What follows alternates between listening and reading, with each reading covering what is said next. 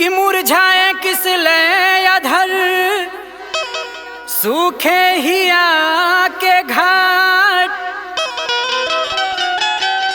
कि बिन साजन ससुराल में कहाँ धरी हो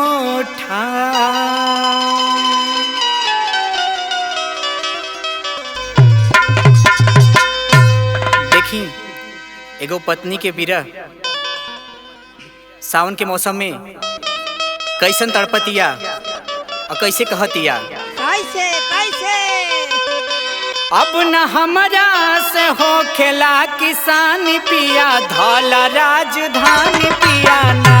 अब न हमरा से हो खेला किसान पिया धौला राजधानी पिया ना।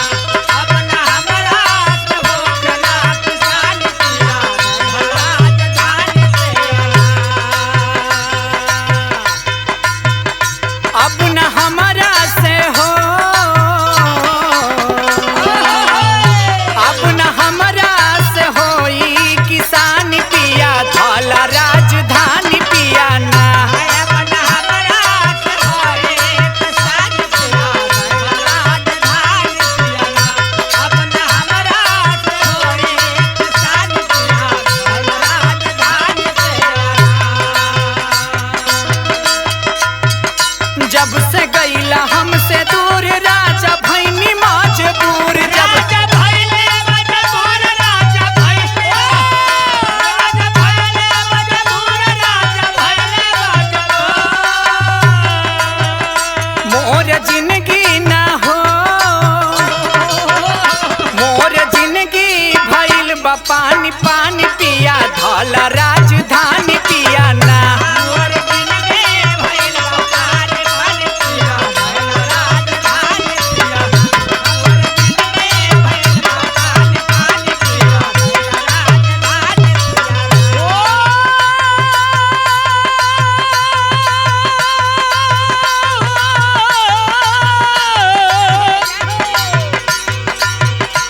पानी पानी पिया ना।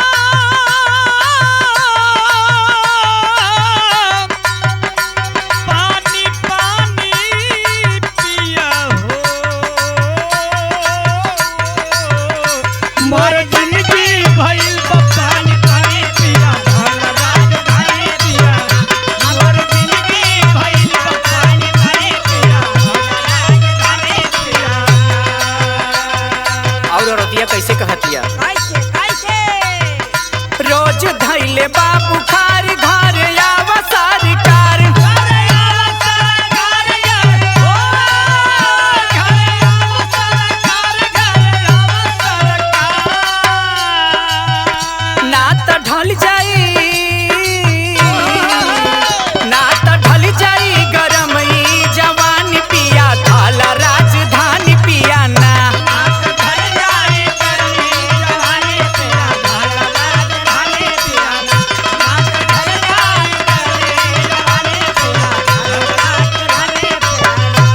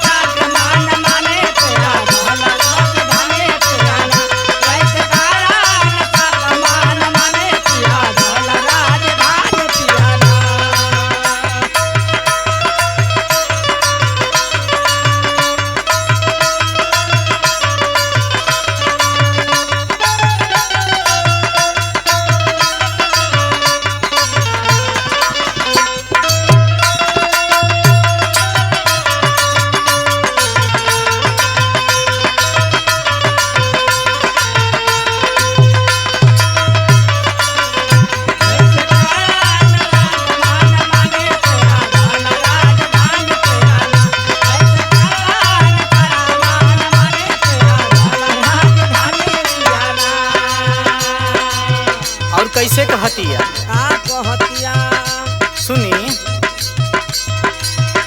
जिया भइल बेकरार सुना रसिया कुमार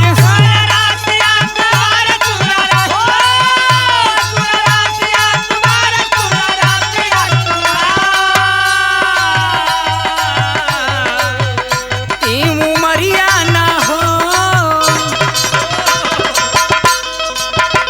ई उमरिया